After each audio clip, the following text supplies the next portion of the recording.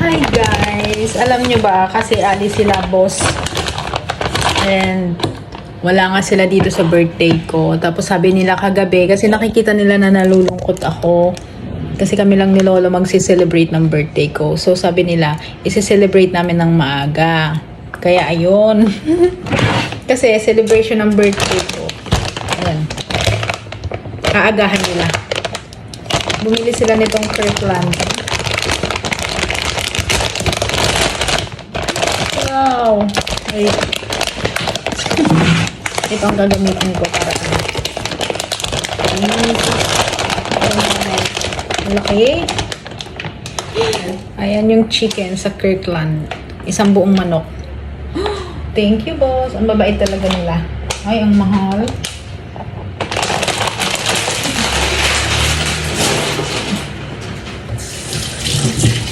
Ayan siya. Diba, napakabait ng mga bossing ko. Kasi nagpaalam ako sa kanila kagabi. Sabi ko, boss,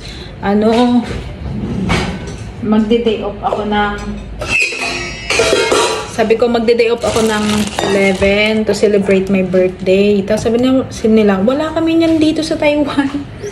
Aalis kami ng 8. Tapos 13 ng gabi na ang balik namin. So, ayun.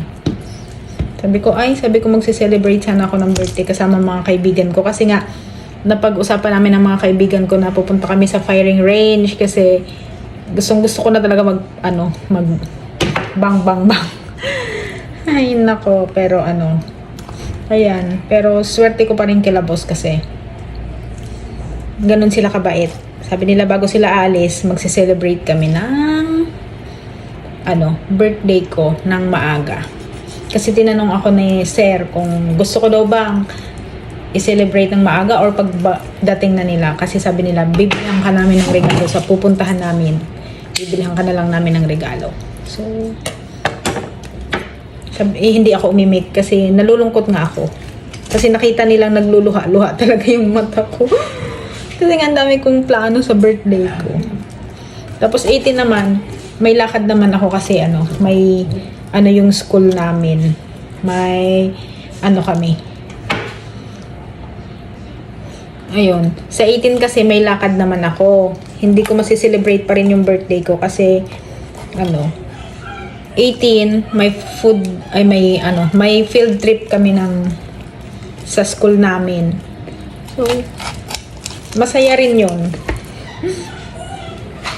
Parang celebration na rin ng birthday ko. So, ngayon, inagahan nila yung celebration. Nagbumili sila nitong, isang buong manok. Tapos, hindi ko alam kung ano pang bibilhin nila.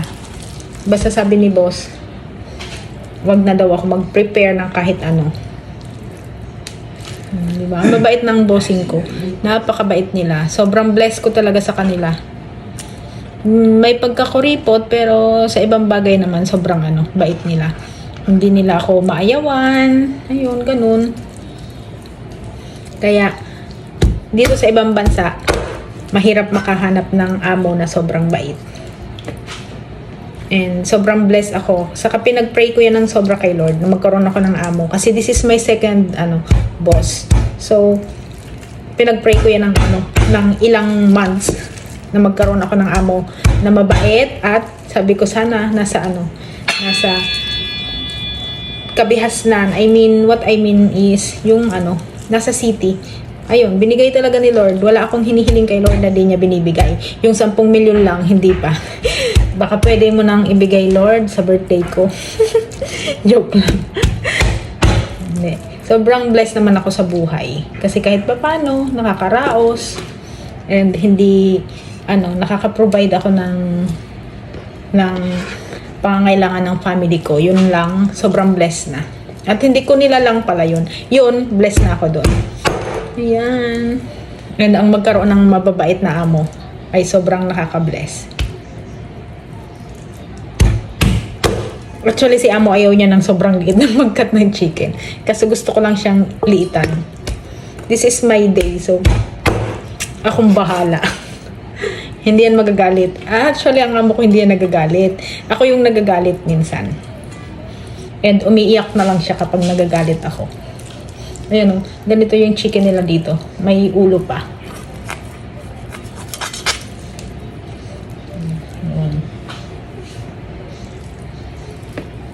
Talagang ano, buong buo talaga yung manok. Hindi ko alam kung saan sila pumunta. Today is Sunday. And hindi ko alam kung saan yung lakad nila. Hindi ko sila nakita maghapon. Nag-chat lang sila. Na ano, may chicken daw. Hindi ko nga alam na may chicken. Basta ang sabi lang naman nila kagabi, magsi-celebrate kami ng birthday ko. Sabi niya, bukas, isi-celebrate natin bago kami umalis ng Taiwan. Di ba? Nakaka-touch. Kasi naman, kung ano naman pinagpipray natin kay Lord, ibinibigay niya naman talaga yan. Lalo na kung alam nila kung gaano ka rin kabuting tao. Hindi ko sinasabing mabuti ako Kasi may pagkamaldita naman talaga ako. Inaamin ko yun, maldita ako. At oo, masakit ako magsalita. Lalo pag ang kausap ko mahina kasi ako makipag-usap sa mga taong low gets ba yung mga basta ako masyado mainitin ang ulo kapag mga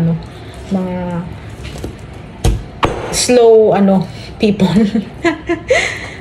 Pero mabait naman ako. Deep inside may kabaitan naman ako kahit maldita ako. At ayan na nga, nakat ko na yung chicken. Masarap pala yung chicken nila dito. Kirkland yung yung tatak. Ayan nga, at ako naglalaway na. And ayan, sa sobrang kagalingan ko, hindi pala siya kasya. So ilalagay ko siya sa iinitin ko lang siya ng konti. Ilalagay ko siya sa mas malaki kasi maliit pala to. Ayan, doblehin ko na lang pala. Dalawa na lang lagayan. Ayan.